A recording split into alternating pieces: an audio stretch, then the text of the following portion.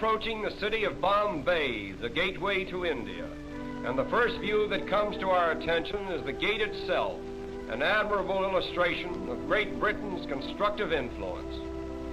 Bombay is the second largest city of India and one of the chief seaports of the Orient. It has a mixed population of over 1 million people, representing practically every race and creed in the world.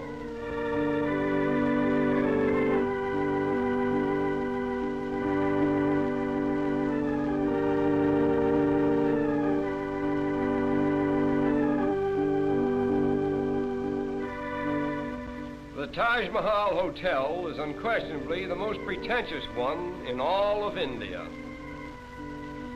One of the outstanding features of Bombay is its sudden transitions from the modern to the ancient. This scene, for example, was taken a few minutes from the heart of the city, where the 15th century is constantly rubbing shoulders with the 20th. These automobiles cutting into this line of ancient vehicles suggest an odd symbolism which typifies all of India. For time and time again, the new cuts into the old. But the gap is soon filled in, and the ancient procession goes on in strange defiance.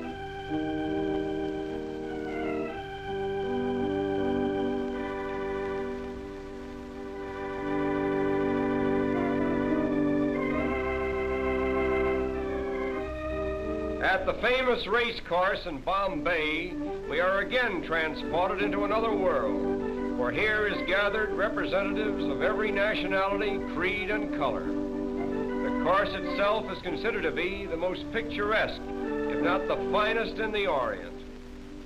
We are particularly interested in the costumes worn by the Parsi women. The Parsis are the descendants of exiled Persians. The entire Parsi population now numbers over 50,000, most of whom are residents of Bombay. They are regarded as the wealthiest class in India, and they are obviously the most progressive. Owing to its central position between the East and West, no city can show a greater variety of types than Bombay.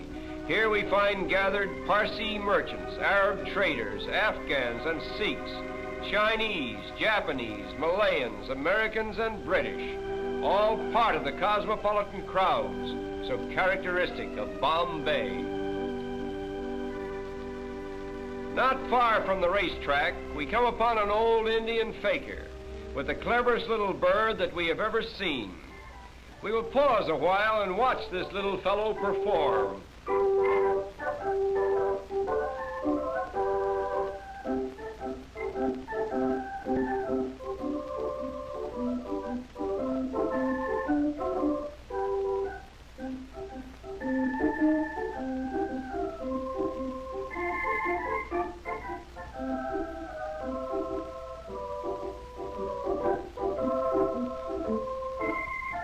All this work is just to get a little seed that is lodged in a tiny bucket.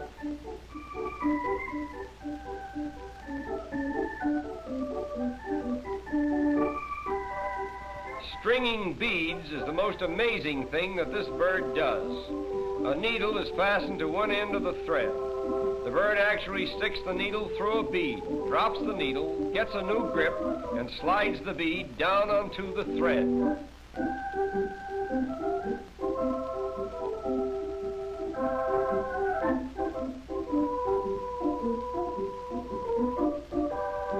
But there is much more to see, and our time is limited.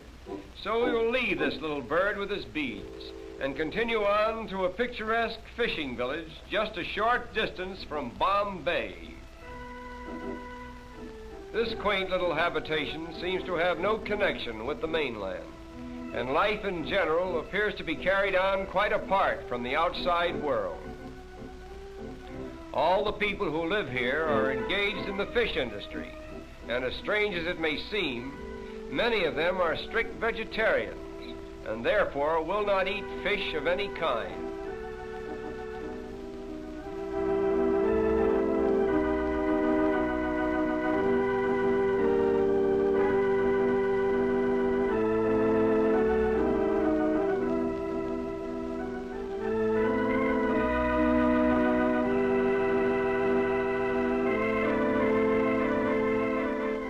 Even in this peaceful little village, there is a rigid system of caste.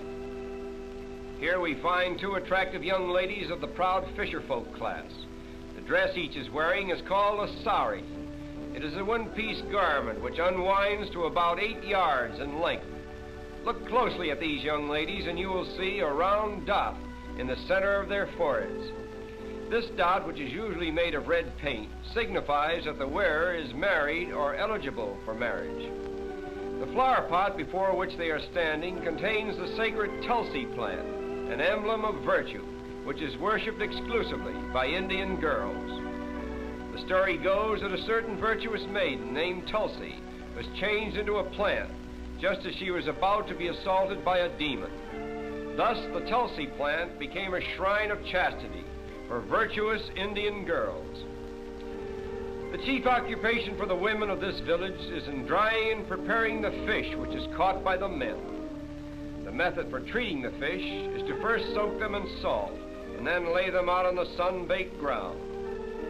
When they are thoroughly dried, they are tied in small bundles and sent to market. These women are treating a smaller species of shrimp, which is swept about in this manner until it is sufficiently salted and dried. It is then used in preparing the famous Indian curry. No picture of India could possibly be complete without a view of its royal elephants on parade.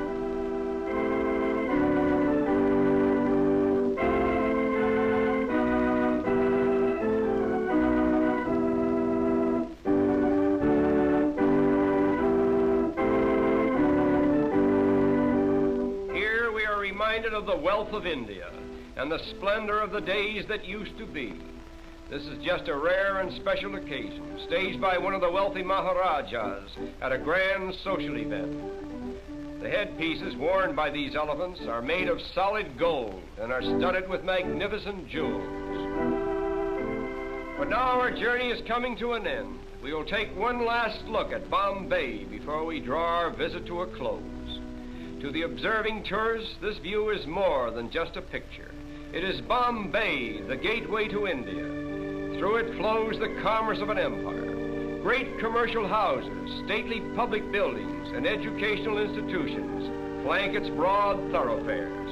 Railways converge here from every state in India, and steamship routes diverge to the ends of the earth. Such has been the first constructive imprint of Western civilization upon this much talked of and generally misunderstood country. And so our journey ends. We bid farewell to Bombay, the gateway to India.